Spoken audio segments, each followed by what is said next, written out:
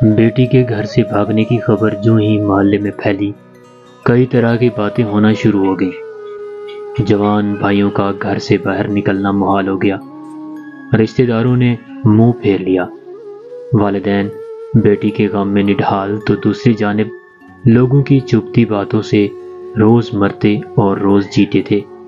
آخرکار گھر بدلنے کا فیصلہ کر لیا اور وہ گھر بیچ کر انجان لوگوں میں گھر لے لیا، مگر والد کا دل نہیں چاہ رہا تھا وہاں سے جانے کو، اسے اپنی بیٹی کا انتظار تھا۔ بہت کہنے کے باوجود وہ وہیں ایک چھوٹی سی جھونپڑی میں پڑا رہتا۔ کئی ماہ گزر گئے۔ ایک دن ایک پھٹے پرانے کپڑوں والی مریض لڑکی کے رونے کی آواز سے ان کی آنکھ کھل گئی۔ کچھ دیر تک تو وہ پہچان نہیں پایا کہ وہ کون ہے، مگر جب چہرے سے کپڑا ہٹایا تو اپنی ہی بیٹی کو پاؤں پر پڑا پایا۔ وہ مسلسل زاروں قطار روئے جا رہی تھی اور بہت کہنے کے باوجود بھی وہ اپنے والد سے نظریں نہیں ملا پائی۔ رسوائی اور ذلت کے جس آگ میں وہ اپنے والدین کو جھونک کر گئی تھی، اس کے بعد تو شاید وہ بھی ایک پل کو جی نہیں پائی تھی۔ معلوم ہوا کہ جس کے ساتھ بھاگ کر شادی کی، انہوں نے کئی طرح کے نقص نکال کر آخر گھر سے دھکے دے کر نکال دیا۔ یہ واقعہ ہماری ایک پڑوسن نے گزشتہ دنوں کے گھر سے بھاگنے والی نجمہ کے حوالے سے سنایا۔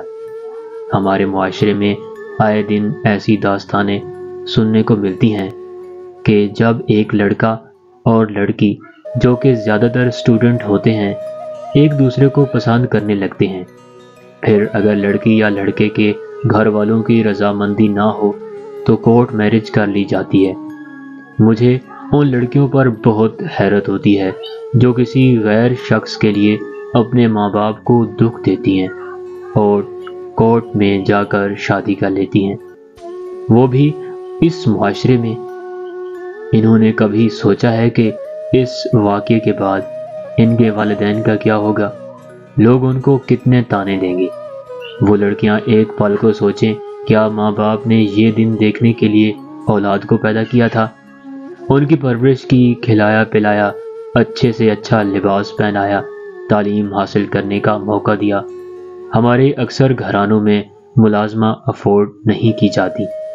مائیں خود گھر کے سارے کام کرتی ہیں اور خوش ہوتی ہیں کہ ان کی اولاد پڑھ رہی ہے، لیکن وہ نہیں جانتی کہ ان کی بیٹی کسی ریسٹورنٹ میں بیٹھ کر اپنے نام نہاد عاشق کا انتظار کر رہی ہوگی، یا کلاس چھوڑ کر اپنے بوائے فرینڈ کے ساتھ پارکس میں گھوم رہی ہوگی، اور مرد کا کام تو دھوکہ دینا ہے۔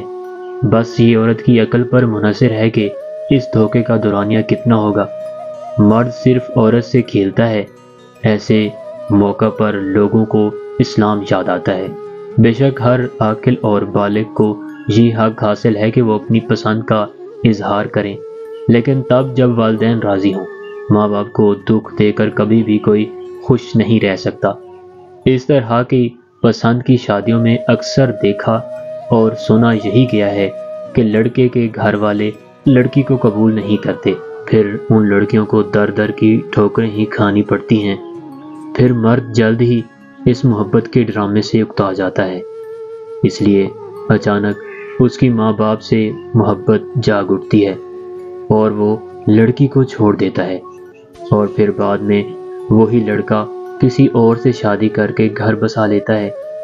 تب بھی تو لڑکیوں کو صبر کرنا پڑتا ہے، تو وہ تب صبر کیوں کرتی ہیں جب اس کے والدین اس کی حق میں ہوتے ہیں، اسے اسی شادی سے منع کرتے ہیں؟